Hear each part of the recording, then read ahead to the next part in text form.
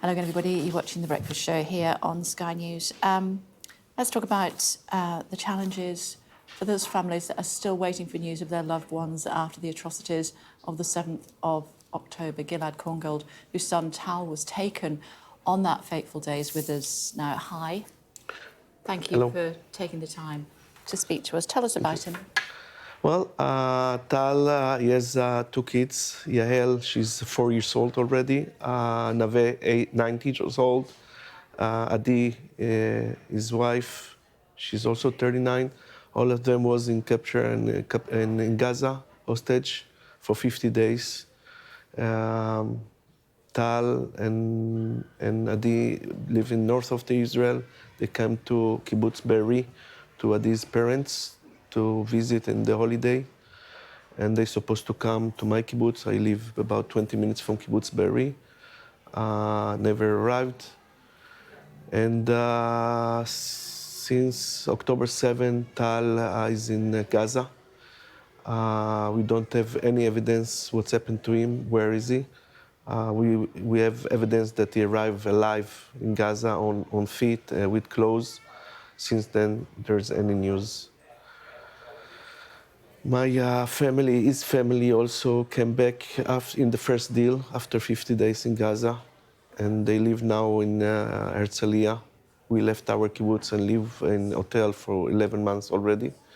And we have to fight to release Tal and the rest of the miserable hostages that's still in Gaza, and also to help my grandchildren and my daughter-in-law that they came in bad shape from Gaza, mentally especially, to float and get air until Tal come back. Without the father, there will be no any recovery. So it's very hard. We tired. We have a big, strong movement that look like don't want the hostages back. What do you mean by that? In my country, we have part of the government that say that hostages is not priority. It's look like they do everything, but everything to avoid any deal, to release the hostages and get quiet to this area. But I blame also Europe. There is 23 European double ship Israel and Europe citizens inside Gaza. Okay, all the countries included. There is only one hostage still from British. She's there, and I hope I talked to them since October 7. Is your duty to stop what's happening now in Gaza, okay? And if I can ask you, remember what's happened on October 6? October 6 was ceasefire. And release the hostages. This is the only way to stop now the war, to stop what's happened in Gaza, and start rebuild whatever they want there. And we have to rebuild our life. We need the hostages back. As you know, 2 days ago, came 6 hostages was murdered 4 days ago because they get the order. If they just smell FDI around, the guards don't have to ask the leaders, just have to murder 6 young people that Israel could release with the deal 4, 5, 6 months ago. And every time that something happened, somebody from my country, it's make something that broke the deal. And it's happened all the time. And I think United States now lead, they call him today last time deal or something like this. It's amazing because United States had the power to stop this at once. They have to take, as I say to authorities, a baseball stick and broke us the head. Qatar, Egypt, and Israel, and force them to sit at a negotiation table without eat, without air, without food, without drink, and just send a deal and release the miserable hostages. There's not a lot of life anymore. And also there's murderous hostages that Israel can find where are there, and they never come back to buried in Israel. So the mass, I think all the countries that want good life for Palestinians, I hear it, okay? Come on, let's do it. October 6th, let's help release now the hostages, and at once everything will quiet, and all country can rebuild their own life. We are neighbors. They can throw us to the sea. We can throw into the sea. We are neighbors for life. I mean, but just now, I don't trust nobody. No my side, not their side. I'm not negotiating with Hamas. It's not my problem. My problem is my government. I demand my government to release my son. We're supposed to be a human shields between Gaza, IDF, and Israel in this order. So nobody make us any favor. But a strong, strong, strong movement inside Israel say is sacrificed. And I told those people who say it, if it's a good sacrifice for you, please be honest, put your family inside, bring your wife, your daughter, your mother, put it inside Gaza, bring my son back, bring the hostages back, okay, and then do whatever I want. I want my son back.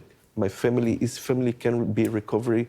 My grandson was taken from the window, from the safe room window in Kibbutz Be'eri, and they saw everything, but everything that's happening in Be'eri.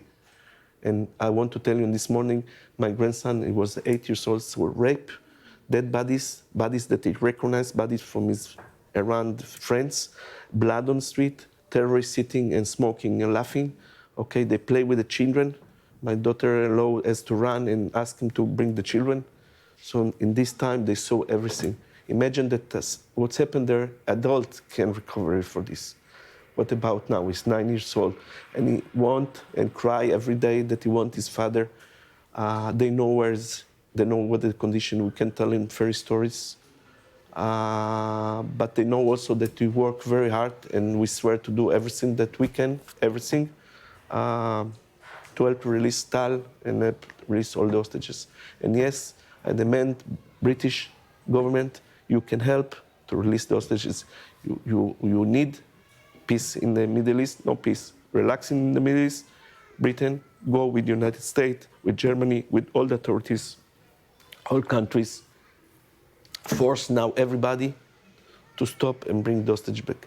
Only hostages back home will relax this area. How much energy have you got left? I don't have, but I don't have any choice, because we have to take our grandsons every day from the house. My daughter-in-law has to rest a little bit, to breathe. The small kids, she's like a monkey all the time. She wants the mother like this. We have to take it. And even here in London, we bring them, I get invitation for a wonderful family here that bring us to see Manchester, Liverpool. I myself never saw football, never been in field. This wonderful guy drive yesterday about 3.5 hours and 4 hours back, because we stay 1 hour in the parking lot. Right? But my grandson was so happy. So just for this, it's worth it.